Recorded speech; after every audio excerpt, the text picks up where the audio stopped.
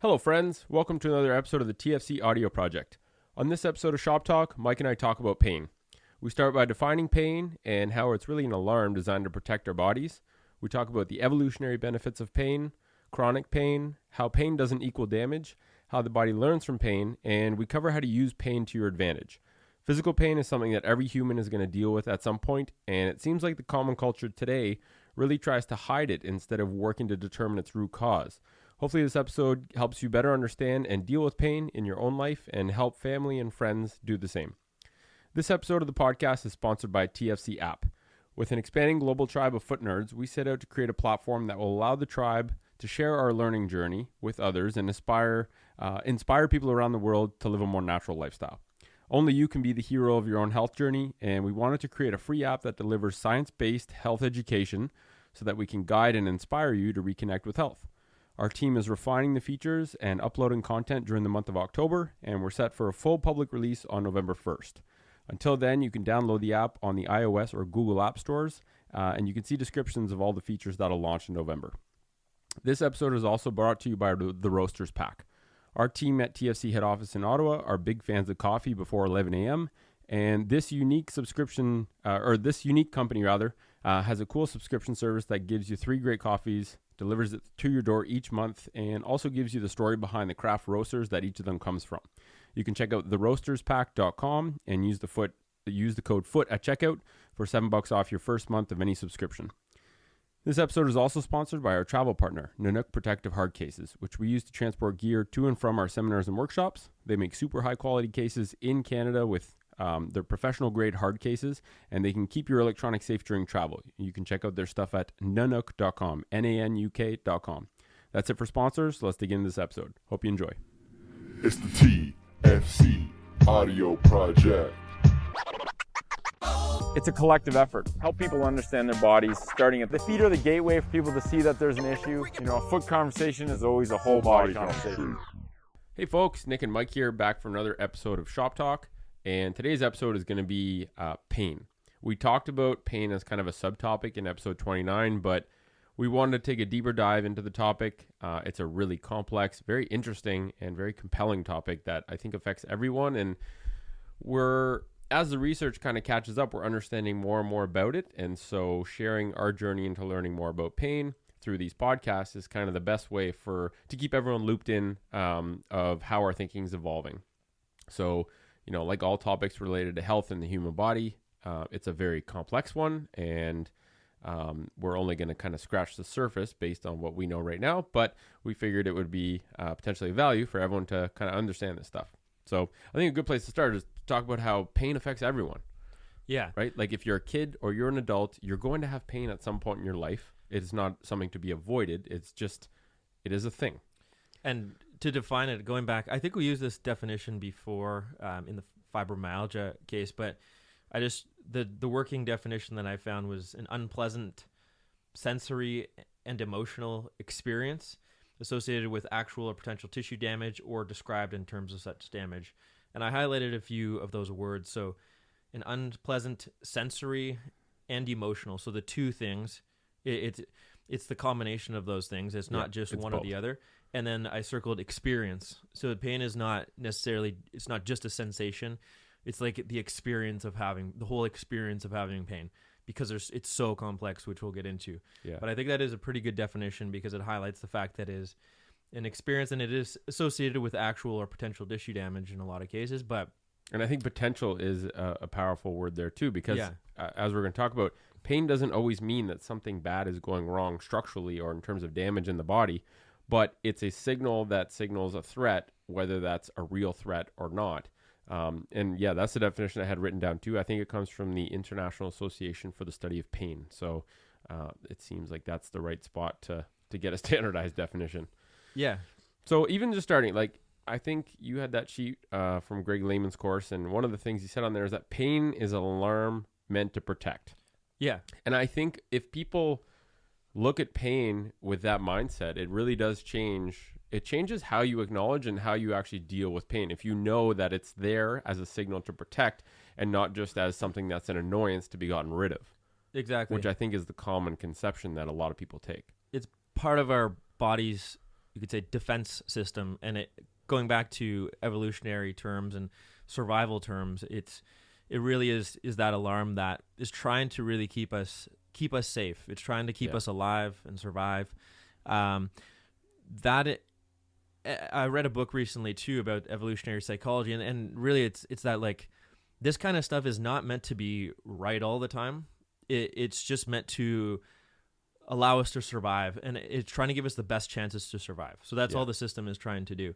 It can go awry and it can be wrong a lot, but it's better to be wrong a lot and keep you alive than to be not sensitive enough. And that's one of the big things about pain, is that pain is not, it's different among everybody, and because of the nature of it. You're right. It's better to be wrong as a misfire and send out false pain signals than it is to be wrong in not sending a signal when you should be sending one. Exactly. So the misfires are okay. Exactly. In terms of the brain's understanding. False alarms are part of the system. Yeah. Any surveillance system or alarm system that you have, there can be false alarms, and like if you have an alarm system on your house and I don't know, an animal fires the system up and the alarm system goes off and it awakens you all, and it's like, oh, it was just an animal. Okay, now we figured it out. We can calm it back down. We can turn the alarm off. But again, it's better that went off than the alarm system just didn't work, and then a burglar comes in one night and it's like, oh, the alarm system just sometimes doesn't work. And guess what? When the alarm goes off, before you know that it was an animal that did that, it's freaky, right? Yeah. Like, you should be worried that there's a burglar until you're proven wrong. And I think so many people, the alarm of pain goes off and they're never given an understanding. They're never given an understanding of why the pain is there. That's just an animal. It's a misfire, right? Like we suck in the rehab and health world in helping people understand what the pain is there, why the pain is there, what the mechanism is, and how it can potentially be a misfire. So until they're proven that, then pain sucks and it doesn't go away. And I think that's part of this whole conversation, is give people a better understanding of pain, and they become more empowered to manage it or understand it, or be able to feel more control over the pain instead of just being on the roller coaster of pain. Exactly, because it is intimately attached to emotions and the emotional reactions that are part of pain. You can't really separate emotions from pain. It's part of that kind of alarm system that happens. So until you kind of step outside of it and analyze it a bit deeper. But evolution's really good at designing elegant mechanisms. Like, yeah, why does sex feel good? Well, because evolution wanted you to have sex to propagate your genes, right? For sure. And we like to put these neat, simple explanations and dumb things down. But in reality, even what we're going to talk about today is a gross oversimplification of pain. But I think being able to kind of take it into individual blocks and simplify things is how you start to have conversations, but we're not pretending we know everything about pain. What was interesting, though, diving into the research a bit, the Scandinavian Journal of Pain, that article that we both read by Brodal.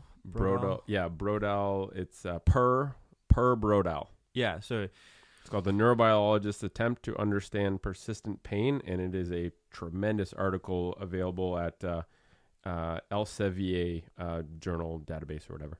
So maybe we should pick apart a few points from that we both found fairly interesting. And sure. I think one of them, just talking related to what we were just talking about, is that they're saying that the pain almost, basically the brain has this salience network that they define it as, meaning it's trying to pick up particularly noticeable or important things in our environment. Yeah. So part of the salience network is these parts of the brain that actually light up when pain is present, but they light up when other things are present. So you could call this part of the actual alarm system. The insula and the anterior cingulate drivers are two key areas that tend to always light up when pain is present in pain studies. So and other areas such as the amygdala, emotional response to pain, basically it's this network that's not necessarily specific to pain in and of itself, but it picks up pain, among other things. So salience really, if you look up the definition, it says the quality of being particularly noticeable or important. So that network's role is to pick out elements from the environment, like incoming stimuli, that it deems to be important enough to send off to the next level of kind of judgment, I guess you could say, in the brain. Exactly. And pain just happens to be very salient because it deems it very important in a lot of cases. It could be a threat to survival. That's the most important thing, right? So this salience network is the brain's kind of surveillance system, surveilling the environment and saying, like, are we okay here? Should we proceed? Should we back off? Pain, like, what's this? Like, it's all threats. It's detection. It's survival. So that's kind of a good way. They're looking at pain as part of this. So you could call it like this, a subset of that could be like the pain system or the pain network that they were talking about. Yeah. And it is associated with nociception. So like stimulus from the environment that would cause this system to come on. But it's not limited to that. And pain can persist far beyond the point. Pain can exist without, quote unquote, nociception too. So there's even done studies that pain can come about through hypnosis, through suggestion. Pain can come about. There doesn't necessarily need to be things poking or prodding or cutting or damaging us. Yeah. Well, I remember that story that we talked about before that we heard in physio school. A guy was a carpenter was building something, and he shot a nail through his boot, directly clean through, went through and through, and he was in excruciating pain, like wailing, crying, and was like.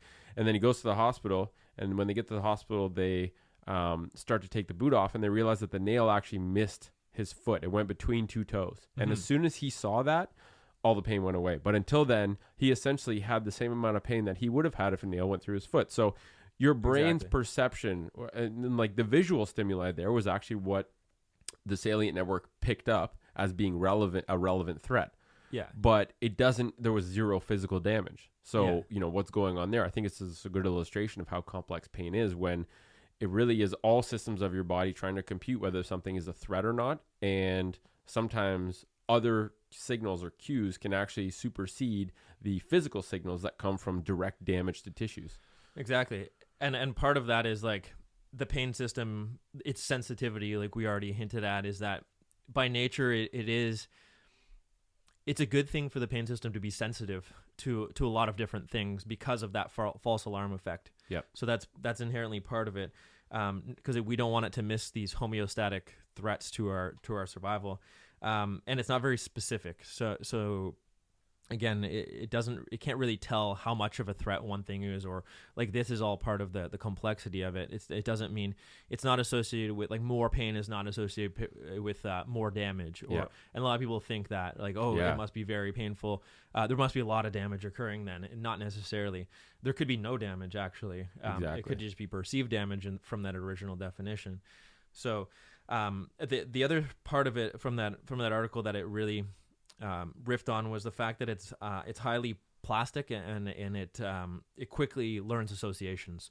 So it's very, very like it on the fly. It can make all these connections and associations, and that can dictate our behavior, and particularly our protective behavior associated with the pain. So that learning to avoid behaviors that cause pain, learning to avoid movements that cause pain. Yeah. This can just get quickly learned. It's like the limping example. You do something to hurt your knee, and then you start limping. What is limping? Limping is a protective response from your body to bear less weight through that limb. Exactly, and you learn it. And again, a lot of people don't. This is all subconscious, going on under the hood type of thing for a lot of people. That's where it gets complex. It's like your bodies are just doing its thing. And this system's working, and it's like maybe that is good for you, and maybe that one time where you should be limping because something in there is actually really going wrong. Maybe there's a mix of things. Other times where the limping might be good at first, but then it becomes something that is not good. But when you're limping for a month after the injury is healed, your brain learned a response. It basically learned the behavior that it was doing to avoid pain or avoid damage potentially, and forgot to unlearn it. And I think this is where like this whole chronic pain, persistent pain thing, I think a lot of it is just the brain forgetting to unlearn the pain when the actual threat, the actual real threat, not the misfire, is gone. Exactly. It just didn't stop that learning pattern. It didn't stop learning the pain and learning the behaviors and the thoughts and the perceptions associated with the pain. So they might be doing all of these same things that were around when they initially had the pain. And this is like another point is like this might happen well beyond the point of actual physiological healing. So like maybe you do actually cut yourself or partially tear a muscle or whatever it might be. Well, if we look at actual healing times, oftentimes the stages of healing, they're fairly, they do alter. There's differences in them, but you can be like, okay, 6 to 8 weeks with a partial In tear. Okay, general, cool. there are Generally, good parameters to know. Good And parameters. I think when people know that helps. Yeah. When you tell someone, when you have an injury, if you're doing everything to create an environment where it can heal effectively, right? Which I think goes beyond just, movement is a big one, where if you just avoid movement, it doesn't really heal. And that might be part of, sort of jump in, but that might be part of the original good thing about the protective response. Yeah. Is that you might be allowing it to heal by not continually disturbing the insulted area. But then when is it not, right? So Exactly. But what I was trying to say is just like, when people know average healing times, I think it empowers them with a lot of information to know, because then they can self-evaluate, right? If they get a little bit of pain or something like that, they should know, okay, well, if this caused an injury, 6 to 8 weeks, I should be feeling significantly better. And if they can essentially understand that having pain beyond 8 weeks is an alarm bell, that they need to find someone to help them understand how to troubleshoot and get rid of this, you avoid people falling into the trap of having, I've had pain for 10 years. yeah, Like, what? That should never happen. like the low back pains, Exactly. and like the chronic persistent pains that are they really there, and people will attribute it back to when it's very common, like they'll attribute I lifted something 5 years ago and that's what started. So it's so again, it's like that initial injury is, we're not dealing with that anymore. Exactly. Right. So we're dealing with something else, and it's important for them to, like, the initial injury, you tell them, okay, that back tweak that you got, that probably healed in whatever definition we use for healed, but in 6 to 8 weeks. And they'd be True. like, oh, okay, so what's going on now? Well, we don't know what's going on now. It's this complexity of the whole system. Maybe you're still behaving the same way, specifically when it comes to movement. You're behaving the same way in this protective fashion that initially may have helped you a little bit, but now it's become its own beast, its own animal that we have to address. So, Man, and you, like, sometimes the medical system feeds into that so hardcore. It's like very frustrating, right? When you get someone that, like, okay, they hurt their back or their back hurts. Okay, let's not talk. Maybe it wasn't an acute injury. Maybe it was just like sitting-itis that caught up to them or whatever it is. They don't know how to use their bodies and their back hurts. And then they go to a health professional, and the health professional is trying to help them, right? Let's give them benefit of the doubt and say, like, they're trying to help them, trying to give them good advice. And they say, yeah, you shouldn't lift anything over 10 pounds, ever. Yeah. Never do that. That is dangerous. That is a terrible piece of advice. And I think that feeds into this long-term learning effect where, okay, I go see someone really smart that knows about health and they tell me not to do this. That must mean that is a dangerous thing to do and I need to never do it. Well, if you think that, then every time you lift something over 10 pounds, you have the potential to ring the alarm bells, which are really a false alarm based on the body, but are a true alarm based on your mental perception that lifting something above 10 pounds is dangerous. And it sucks. You just ramped that alarm system. So the person coming in with the problem already is an oversensitized alarm bell. Mm-hmm. What did you do to the person? You just increased the sensitivity of it. You just ramped it up even more. Yeah. So now they're like, oh, and the same applies to giving them images of their spine, for instance. Yeah, you've just further ramped up the already overly sensitized, thing associated with pain. So obviously you're going to find shit. If you did an MRI on your spine and my spine, there would probably be some gnarly stuff in there, but we don't have pain. We don't have any injuries. We're not limited in any way. Not everyone has a perfect MRI and x-ray. And I think whether it's conscious or subconscious, or they're not trying to, I think a lot of medical professionals can sometimes, if they don't know the answer, they look to imaging, but what they do without even knowing it is that the imaging becomes a massive source of fear for that patient, because now they have a label saying you have something wrong with your spine because this is what we're seeing. And I think a lot of times they're not trying to use fear as a way to continue a dependent relationship. I think some people do, but I think a lot of times they're searching for an answer that they can't find with just basic things like, oh, you sit all day? Yeah. Let's fix that first before we take a picture of your spine, expose you to radiation, and find some weird shit that might not even be related. Or you're fearful of moving, which is the other big one. And I think that comes down to the meaning part of pain, like the meaning you attribute or somebody else attributes to your pain. And that's a big one is what does it mean to you? And I think we're a lot of practitioners and people in general when they talk to people about they're not on the same page. We're all on different pages as to what pain means to like, because pain to me means something completely different than one of my clients. Yeah. So if we aren't on a similar page with what it means, or if I don't know what it means to them, then I'm actually just kind of guessing and I'm not doing my best job at it. You're assuming they understand it in the same way you do, which is obviously not the same. I need to figure out, I think, like, what does it actually mean to you? And you need to get this out in the form of, like, you know, questions, like Socratic questions, like just kind of questioning, as opposed to just like lecturing them on what pain is. And I think we can go too far with the whole pain science thing as well. I agree. There's a middle ground that's perfect, where you essentially make sure that they have a base understanding of pain.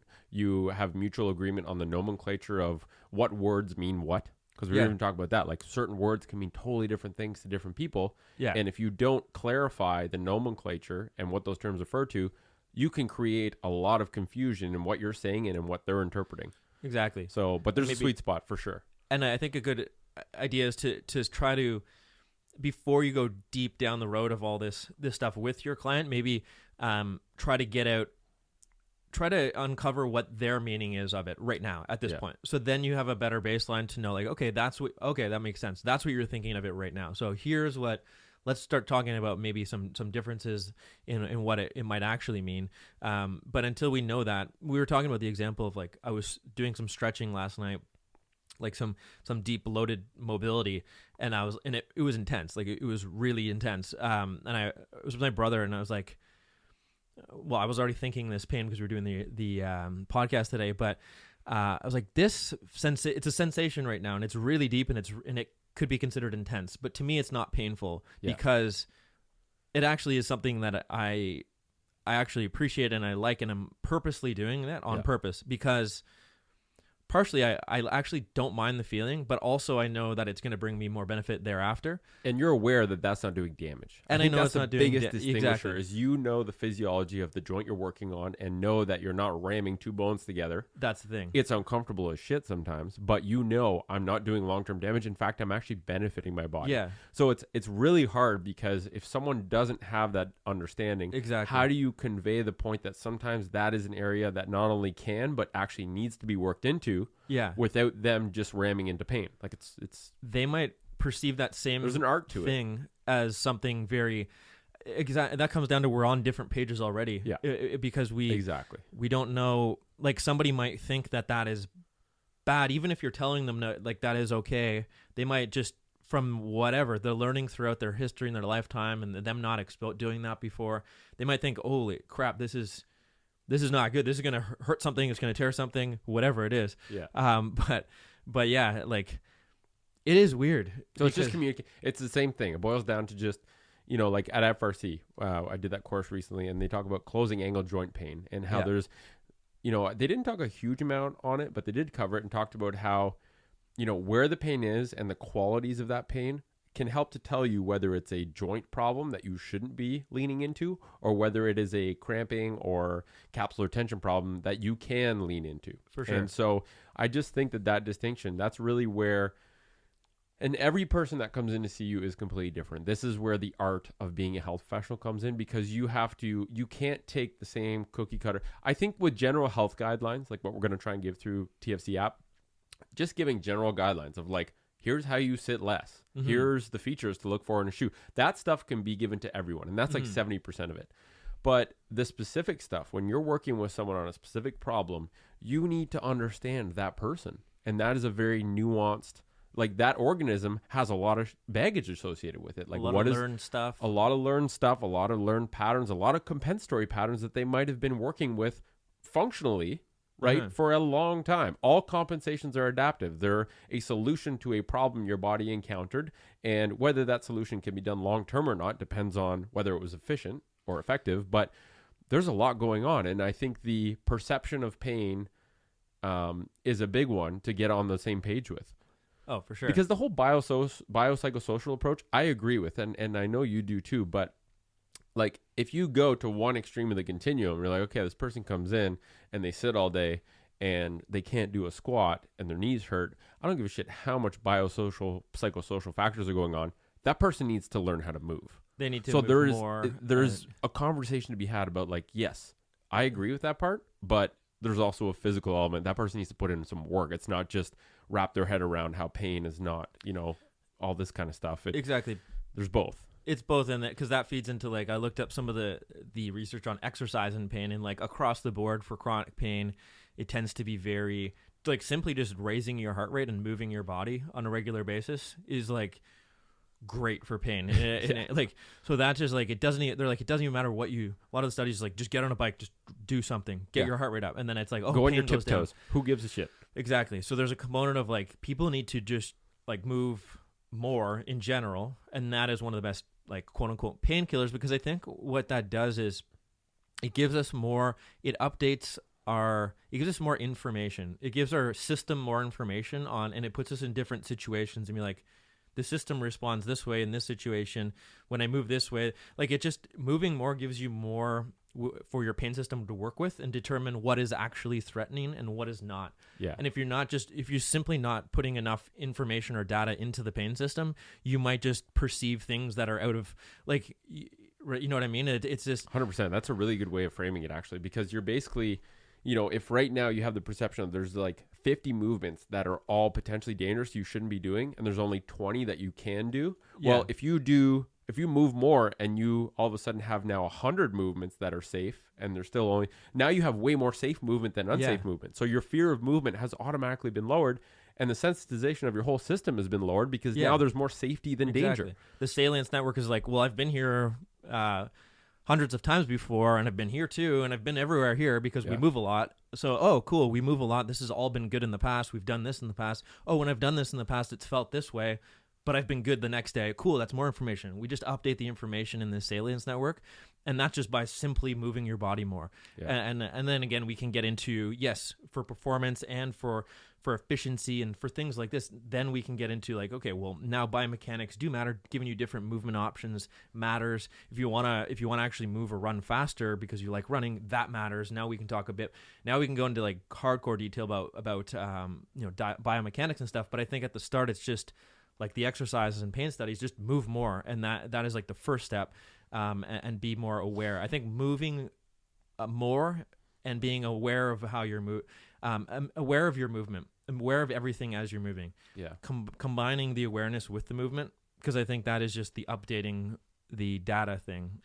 And I think it's funny because I think people have been so bred to be told what to do when it comes to quote unquote exercise or movement that they don't even know what they can do. And it's like, okay, and this kind of hit home when at FRC they're talking about what is the definition of functional, right? Functional exercise, functional movement. This word has been thrown around a lot. And, he gave, Dewey. Dewey gave a good example. He's like, are bicep curls functional? And everyone's like, well, no. And then he's like, well, what if you're a jiu-jitsu player and you're trying to stop someone from shredding your arm off of your body with an arm bar? Yeah. Well, doing bicep curls is really functional because it actually gives you a lot more resistance to put against that arm bar to stop your arm from being ripped off. So for that person, so really what I learned from that is all movement, whether it's functional or not, is based on context. And the average person just has to know, what movements do you do in your day-to-day life? Practice those movements. Do them without having to achieve a task, right? If you have to lift the garbage out of the garbage can, well, mimic that with like a bag of groceries and just do it a bunch of times. See how it feels. Do it in different ways and see what exactly. Like again, like where do biomechanics matter? Okay, well, do it in different ways, and then you'll figure out. Oh, when I do it in this way, it's easier to do and it feels better. Exactly. So that like we could call that like, oh, or it doesn't matter. Like any movement's a good movement. Cool, but if you do it in 10 different ways and one feels the best and it's the easiest, we'll do that more. Yeah. Like it's just, I think you just found the most efficient way to do that movement. So, and again, like I hate this argument of like the biomechanics thing, but that's all related to this pain thing too, because it's self-discovering ways that you can move your body that, well, first of all, if you do it one of those ways and it always reproduces pain, well, maybe you should learn from that. Maybe that's a case where you should learn from it. Yeah. And then if you do it in about 5 other ways and they don't have pain, they feel kind of so right. So again, it's just this updating this. People this have to be able to tinker with it. And I think the same thing, the fitness industry tells you, you need to do a squat this way with these mechanics. And guess what? It's nuanced, because if you want to lift 500 pounds, you probably should do it that way, because that's the best use of your leverage, and it's the most efficient path to take to use all of your joints and as many muscles as possible. But guess what? The average person has to squat to take a crap. Doesn't matter how they do it. They just have to play with what feels the best and what feels the easiest and use that. Or like, even like beyond that is like, our squat, should I be doing squats or should I not be? People will ask you, like you said before, people are confused as to like, what should I be doing? Yeah. Because we've been told, no, one doctor says, no, don't do squats because they're bad for your knees. And then the other person says, well, no, we should be doing squats, but you have to squat this way rigidly. And then it's like, well, people are just I confused. I don't know if I should do them or not. And then I don't know how I should do them.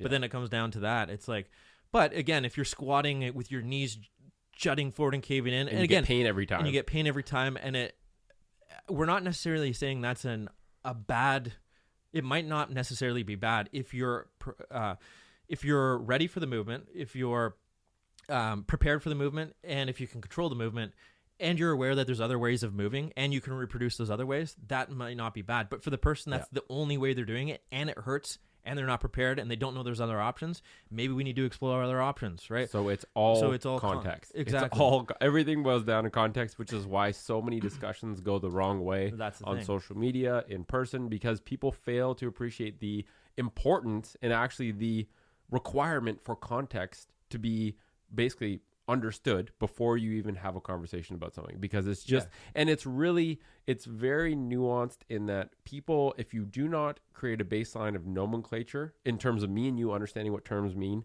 and me and you both understanding the context to which we're speaking in, every conversation sucks, because obviously we're going to disagree. We have totally different mindsets on what we're even talking about.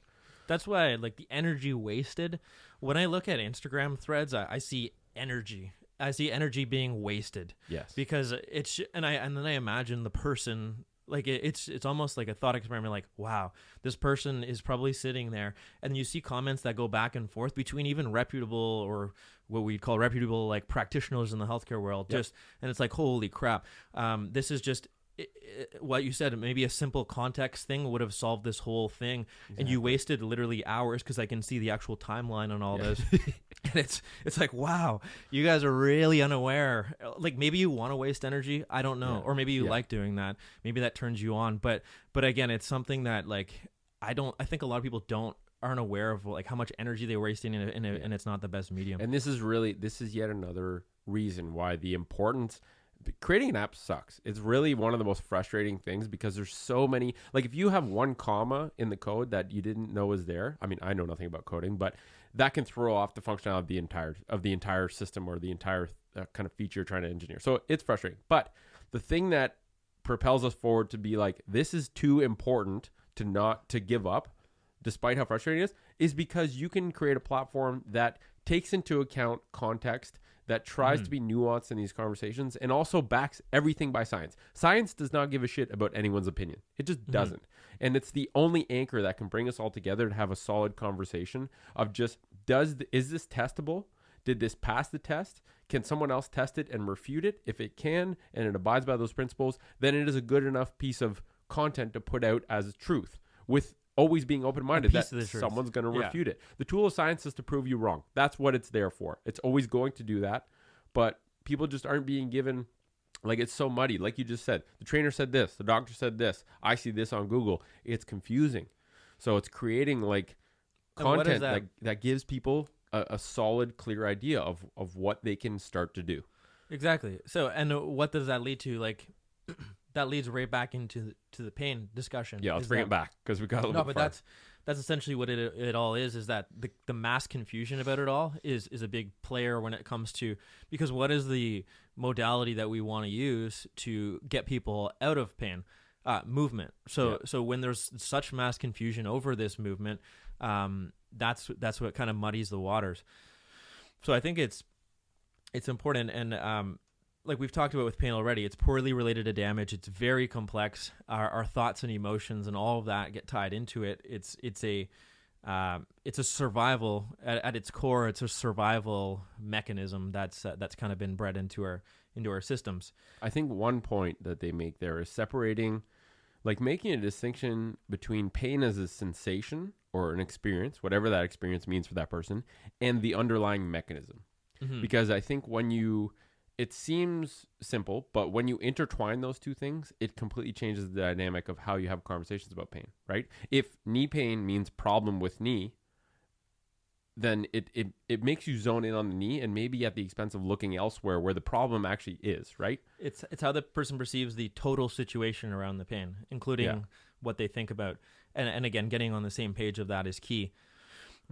What I found, there was one actual study that I looked at, and it was like back to that learning and memory of pain, especially chronic pain. Yep. There was this amnesia study where, I don't know if you saw this one, but it was in the article, right? Yeah, there's case reports. There's been case reports of people having amnesia because of a little like brain insult that caused them to lose their memory of their past, and then and almost essentially wake up afterwards as a different person. But along with that, there's been case reports of people with chronic pain having amnesia and waking up with no recollection of pain or no pain. So they went from the person like that almost, again, those are very outliers, but still, it illustrates something powerful. Shows us something. It's very interesting. It's like you can literally wake up and along with all the other things you forgot the pain, and you're the same body. You forgot these learned neural pathways that signal pain because of an oversensitization of the symptom of the situation or the signal. That's it's very and even like placebo nocebo. Talk about that cuff experiment too, because that was interesting. So it's like the expectations of what pain's going to do, like placebo versus nocebo is a big part of this. And there was a study that showed like when they introduced ischemic type pain, so they actually put like a cuff on somebody and a blood pressure cuff, limited people like blood flow to an area. And it's an uncomfortable feeling for sure. But they told one group of participants that it was actually really good for their muscles when they did this to them. And they told the other group that they didn't tell them that. They told them that it like we can't leave it on for too long because it can potentially harm things. So the group that they told that it was actually really good for them, they hardly perceived any pain or no pain in a lot of cases. And then the other group found the pain much higher and in a lot of cases excruciating. So it was the perception of what the thing was going to do to them that determined their level of pain. So that comes back to like if you think something's going to be damaging you more, whether it is or not, the same thing can be much more influential and much more sensitive on your pain system. Whereas if you think something is not going to be damaging, or if you think something is actually good for you, like the deep stretch example that we used, then it's something. It's going to be a sensation. You're going to feel it in your muscles and your joints and all of that, but it's not pain, and then it's not fear, it's not threat, it's not threat to survival, it's not all of that stuff tied into the pain. So then that means the actual pain comes down. What we would consider pain comes down. Yeah. So I think another thing to talk about with pain is how best to use pain. Okay, so pain is like this very intelligent mechanism that our bodies have adapted over thousands and millions of years to essentially warn us that there's a problem so that we can deal with it, right? It's like it's a tool our body uses to essentially change our behavior to eliminate a potential threat. And I think, a couple places, because I find pain extremely useful, right? Like especially when building a tolerance or when trying something new. So if you're, for example, if you're running, and I think here's where people mess up. They essentially take pain and try and push it off as much as they can without changing the underlying behavior that's creating the pain until the pain literally stops them from being able to do anything. Yeah. Right. And it's such a weird thing. One group of people, I guess you could clump people into multiple categories, but if you simplified it down to like the people who push through it all the time, or you could say there's a subset of people who push through it a lot, and then there's a subset of people that avoid everything. Yeah. So it's kind of like, what person are you dealing with? The person who kind of like just goes through it so far and like tries to cover it up, tries to run through it, tries to until you can't anymore, or the person who like feels one thing and then is scared. Oh, I don't run anymore. I don't do this. They avoid everything now. So, and like one group of people would have to, I think they both have to end up in the same place. They both need to get back into what they were doing.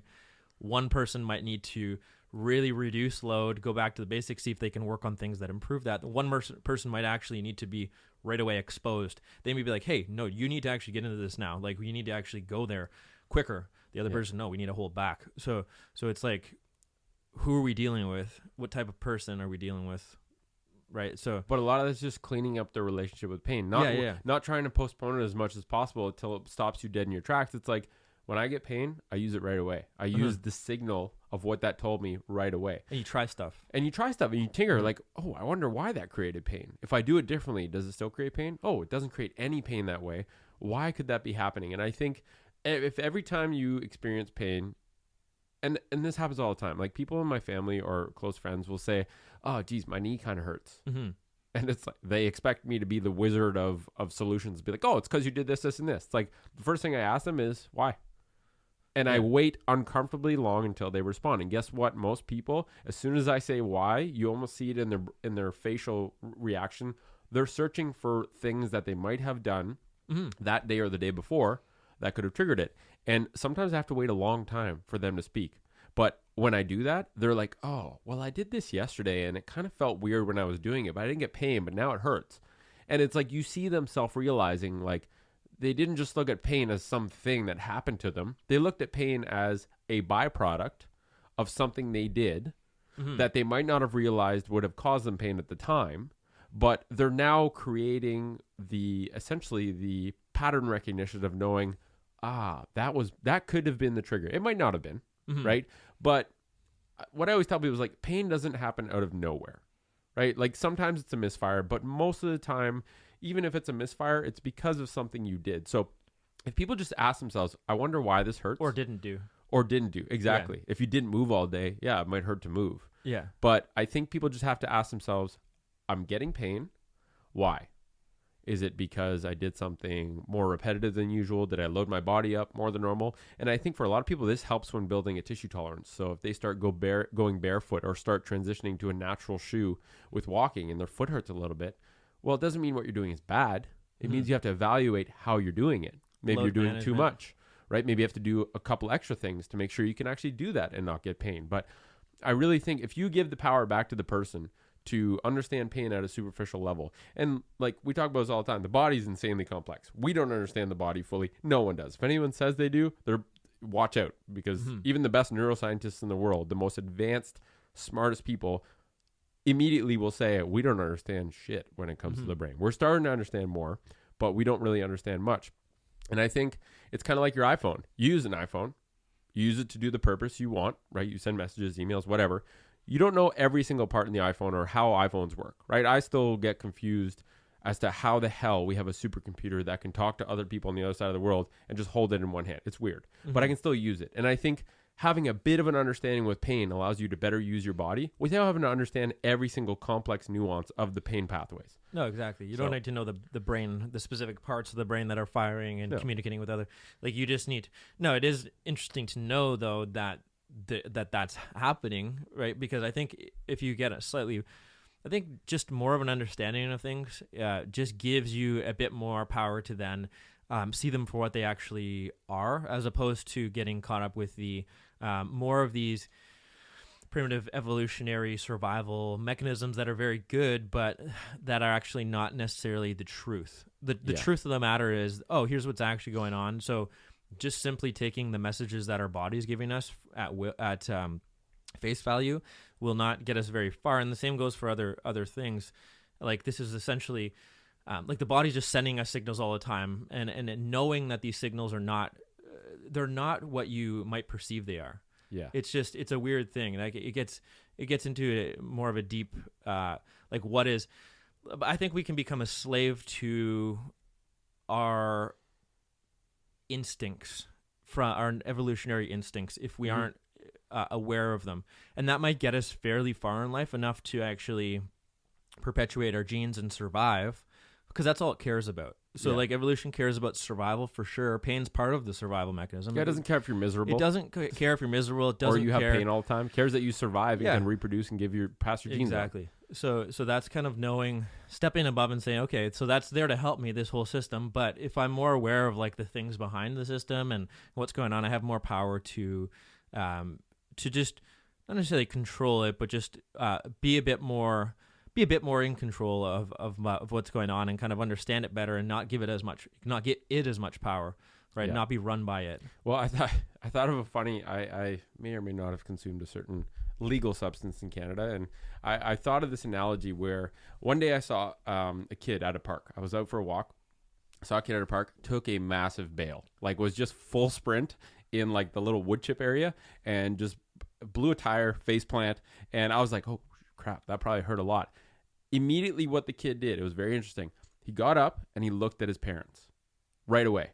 Yeah. And I think, I obviously didn't have the identical situation going a different way, but he looked up at his parents, and his parents didn't make a big deal out of it, right? Yeah. Whereas before, I've seen a kid fall before, and the parents are instantly like, oh my God, what happened? And they're all worried, and the kid balls out crying. But the parents here were just like, it's okay, he fell, he looks okay. And then the kid looked, paused for a second, and I was like, okay, well, they're not worried, so I shouldn't be worried. And that's fine. And then kept running around. And the parallel that I brought that to was someone falling is like someone getting pain, right? A runner gets pain. Yeah. The parent in that case is Google, is the doctor. And so they look to those resources to determine whether or not they should be worried or whether it's all good. And guess what? Those aren't always the best resources. Feeling your body and understanding it is the best resource. Or the parents can be the actual parents, and I think the pain system learning can be present. Like that same kid that updated his pain schema right there. Yeah. That situation. So he has a bigger tolerance to falling on his face. Yeah, but because of the interaction with his parents in a social context, so the same parents, because they acted that way, and that's probably happened multiple times, he's learning that, oh, well, it's not a big deal. Exactly. The other parent who's making a huge deal and firing this person's alarm system up over time is reinforcing it. So where does that kid become in 20 years, 30 years, 50 years? So how we're bred from a young age, that social conditioning and the conditioning from our parents and our peers and all of that, and if it goes both ways. If you hang out with a group of extreme sports athletes, I was watching this parkour video with Dom Tomato, and he scorpioned himself, and his neck literally like bent in half, and as he fell off this thing, and he literally like just moved it around, and they were all laughing. And I was like, okay, so it looked like he sustained a spinal cord injury, but he's like, oh, he'll feel better in a few days, and he was just moving it around. So he's hanging around a bunch of people who fall on their heads and fall on their necks. Yeah. So they're all just like laugh. They actually laughed. And I was like, wow, I'm okay with watching. We're not saying falls. Do that, but in that circumstance, clearly it worked. He hangs out with, they're a group of people who are used to falling and used to doing things that quote unquote hurt, but then they brush them off because it's normal, and then it's going to happen the next day. Guess what? He probably had a sore as shit neck for a while, but it wasn't a catastrophic threat. Yeah. So you can hang out, the circles you hang around in, it's the same type of thing. Like it's just like the social context of pain is huge.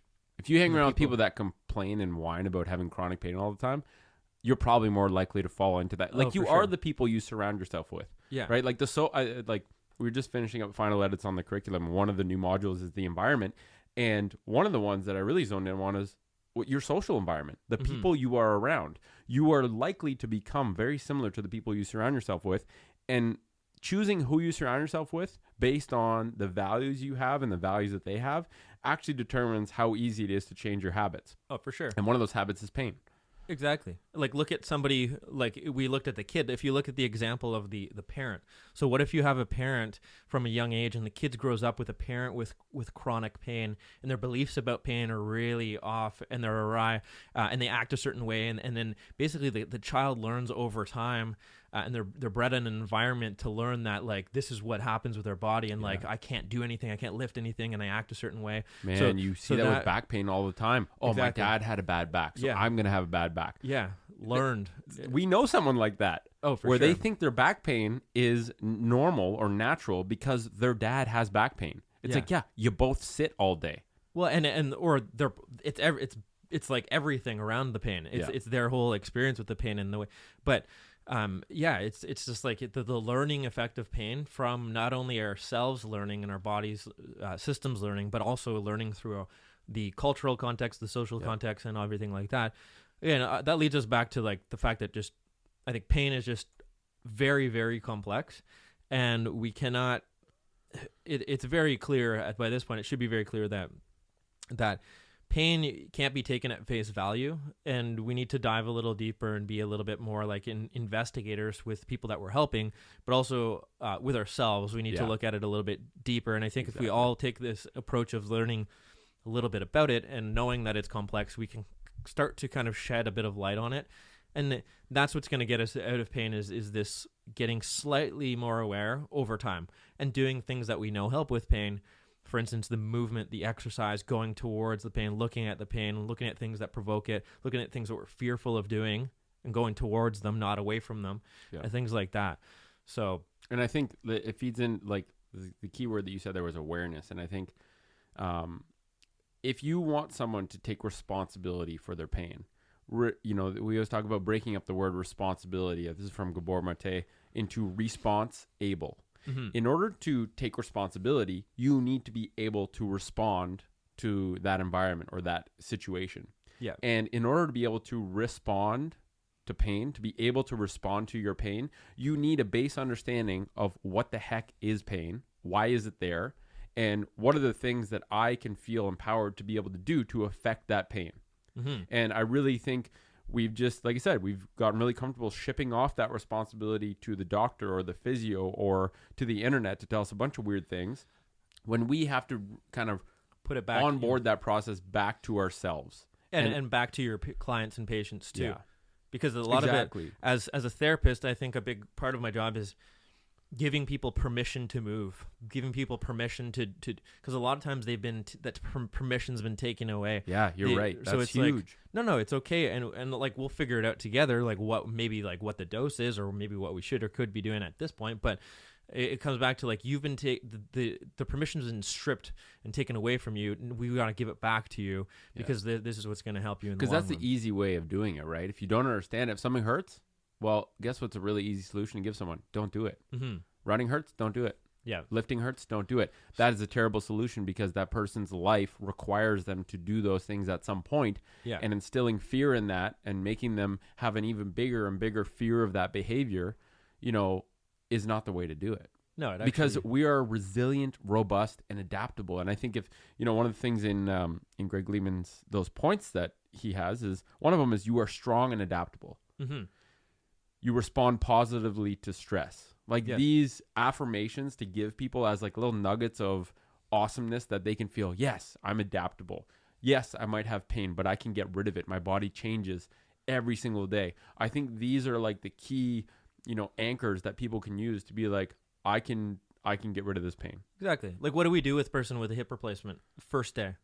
I worked on the joint replacement floor when I was in school. Get them moving. You get them moving. They don't like seeing you because they don't want to move because they were literally just, their femur was chopped off. They have a massive incision. Yeah. But what do? We've found over time that the quicker we get them moving and the more we get them moving, the better they do. Yeah. Guess what happens? There's pain. Yes. There's pain because of all of the things present. But guess what happens? They move more and they get better quicker. And the pain goes away quicker than if they didn't do that. Yeah. What would happen if you took somebody with a hip replacement and said, okay, we're going to bed rest you for a month and then we're not going to move for a month? Well, first of all, they can die from that. Yeah. Second of all, that's not how we do things. Like this, we've found that, and again, pain is the thing that's consistent in all this. There is pain, but pain goes away quicker if we move through the pain more. In this case, so again, you need data. You need data for your brain to process, and essentially, in that case, you're getting rid of the fear of movement because it's scary as shit when you start to move after you just had your femur hacked off. Mm-hmm. Right? It's scary. So you need someone to help you and encourage you.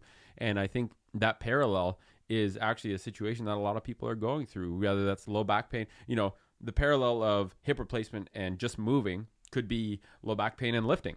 Yeah. Right? It's or okay, you can put off lifting as much as you want, but when your neighbor comes over and says, can you help me lift this couch? Are you going to say no? Are you going to avoid those things? Are you going to do it and then get pain when you really didn't need to get pain? Let's lean into it and start to work safely back into being able to do it. Yeah. Then you get rid of the fear response. Yeah. Exactly. So we just have to help people get over the hump of fear of movement. And I think it's interesting taking this perspective and then seeing complex chronic patterns of immobilization, like frozen shoulder. Yeah. Like how much of frozen shoulder is physical, how much of it is the brain has made up its mind it's no longer safe to move that joint and has essentially written it off neurologically. So you're no longer allowed to move it. For sure. right? Like there's some presentations that are just so interesting to look at with a different brain when it comes to understanding pain, understanding physiological tissue adaptations of like capsular tension and all that kind of stuff. And it's cool It's very to get interesting. words out of people. And that's what interests me when I'm dealing with some of these people is, again, I like getting the words out of them. So if somebody like that is like, you just ask questions that so they give you a response, and the responses you get are often, you hear the word fear a lot, and I like getting it out of people. I'm scared. That's what Instead people of say. telling I'm people scared. you're scared to move it, you get it out of them, and Yeah. they're like, "What did you? Oh, you said you're scared. Okay, you just said you're scared, so let's work with that." So it's more powerful to get the stuff out of somebody, because then it's like they told you it, you're Yeah. not telling them Exactly. it, and then it's like, oh, I heard you say that, you can't unsay that, let's work with that. Because then it's like, why are you scared? Yeah, And a lot of times go it's, deeper. well, I into think I'm going to snap my arm off if I try and move it. it. Yeah, So if you're like, oh shit, that's an easy one to get rid of. Yeah. You're not going to snap your arm off if you try and move it. We're going to do it safely and And systematically. and we're gonna do something right now that proves that. And then Exactly. you're gonna see that, and then that's gonna start the process. So yeah, it's cool. It is cool. And I think the amount of people that are having pain right now, right? Pain is not a natural state for humans. We're supposed to be pain free, right? Pain is normal and it's natural to come about transiently in small bouts Yeah. as a signal for change, but it's not normal to constantly have pain. It is super non-constructive to have pain but not be pursuing something to address that pain, right? And pursuing something to address that pain does not include doing things to take the pain away short term, whether that's alcohol, pain meds, whatever. I think that's a huge. Again, we all know how much the pharmaceutical industry is, but I really think that they've done a great job at skewing this whole conversation with the messages that people get. It's okay. We just got to commercials. clear the air, right? Like we're not same perspective with everything. We're not saying we're right or know everything, but we know there's a better way than just putting a pill in your mouth to kick the can down the road and postpone that pain until it literally stops you in your tracks.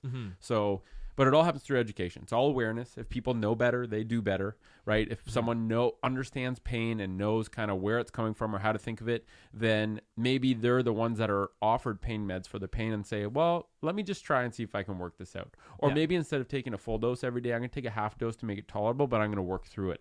Like that is a powerful shift in the mindset. And once someone gets that little first taste of the fact that they are in control of being able to modify their pain because they're with their body all day, every day, their doctor isn't, their physio isn't, then they're like, oh shit, what else can I do?